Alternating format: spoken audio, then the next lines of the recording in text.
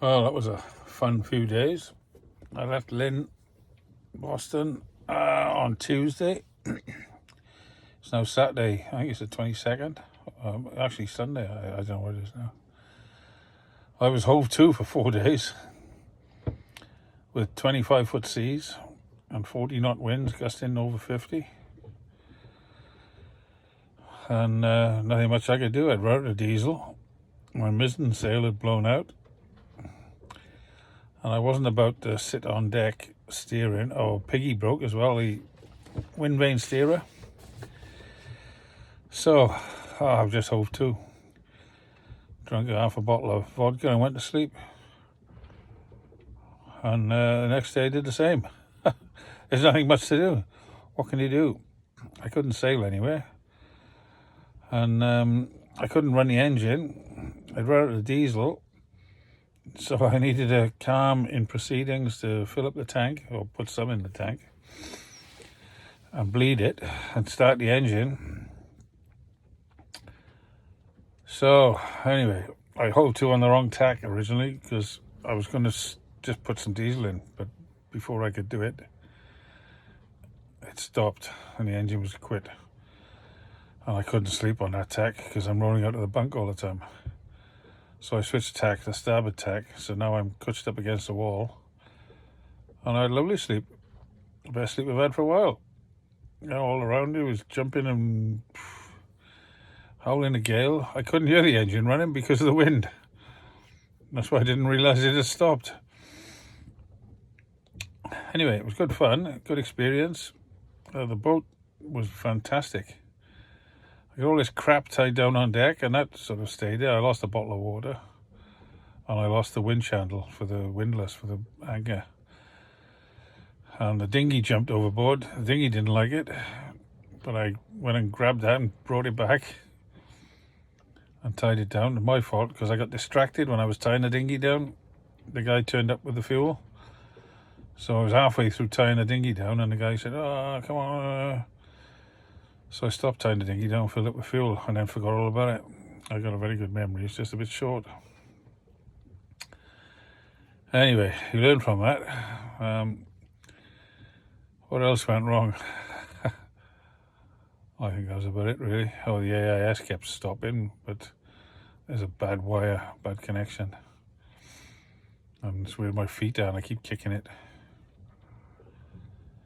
So, then when I got back, I was hove to for the last 3 days, coming in the right direction, heading back to where I started. And I was going to park in Porpoise Bay or something, in 6 or 8 foot of water. As I got into the cove, the swell followed me in. So there's like 20-foot waves chasing me, and they're breaking over the top of the boat. And I don't know where I am. It's pitch dark. My phone's not working now because it's covered in water and it's just doing its own thing. Oh, that was a nightmare. And so I turned around to go out, and the waves are still breaking. It was a bit like Oracle Inlet, only 6 times worse. I knew it was shallow ground. I knew there was cliffs each side, and it was just coming straight in. Even at the anchorage where I was going to anchor, the waves were breaking 4 feet over the top of the boat. So I got out of there as quick as I could, and I came here in Portsmouth or Plymouth or something, I don't know, in Maine. And I couldn't find an anchorage here because it's full of crab pots and moorings.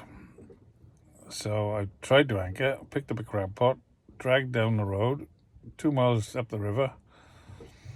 I finally managed to get back here, and I just picked up a mooring. It hadn't been used for a while. It's covered in weed. I'm sure the harbour master's going to wake me up in the morning. I smell like an old dog, or a horse that's been ridden hard and put away wet, and on the same clothes for 4 days, sweating like a dog. Sweating again now coming back. I got a wet weather suit which doesn't breathe. But that Merino wool is fantastic stuff. That keeps you dry on the skin, even though you're wet. It wicks all the water away. So I spent $100 and something on a Marana wool set. Problem is, it's all been eaten by mosquitoes. Or not mosquitoes, what are they? Moths. There's all moth holes everywhere. So I was thinking of sending it back. Or I just need somebody with a sewing machine or, I don't know, a darning needle. But I wouldn't say it's worth the money, but it's very good. I wouldn't say it's worth $100 and something for a bit of wool. It's just wool from a sheep in New Zealand. Well, it's a special type of wool, but there we are. You buy that in Pakistan somewhere, it's $5. But $100 and something because it's specialist gear. They whack you on the price, don't they? Anything specialist, 5 or 6 times the price. So anyway, I'm going to have another beer now and I'm going to go to sleep, and I'm going to try and find somewhere to have a shower and wash all my clothes. I haven't got any dry clothes now. Everything's soaking wet. Even in the height of the storm, though, it was only probably 3 or 4, maybe 5 waves an hour just crash over the boat. But I'd left the door open, and so they were coming in and down the steps. And I didn't know because I was out on deck. So everything's soaking wet in here. It looks like this storm is still raging out in the Atlantic. I don't know why it lasts so long. I've been in storms before, but not more than 2 or 3 hours. This was 3 or 4 days, and it's still going on. It's just I got out of it. But of course, my weather forecast had run out. They only do 4 days, and it got it wrong because they said the storm wouldn't start until Friday. It started on Thursday. That's why I never made it to Canada. I was a day behind.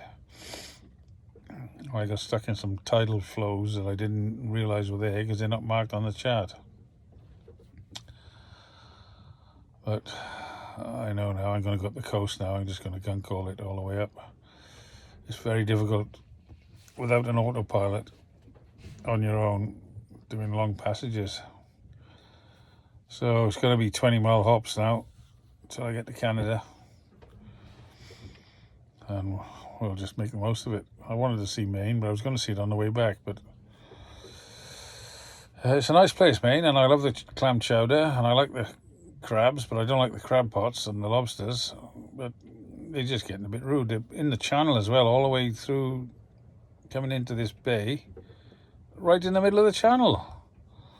I don't know what they're thinking, but there we are.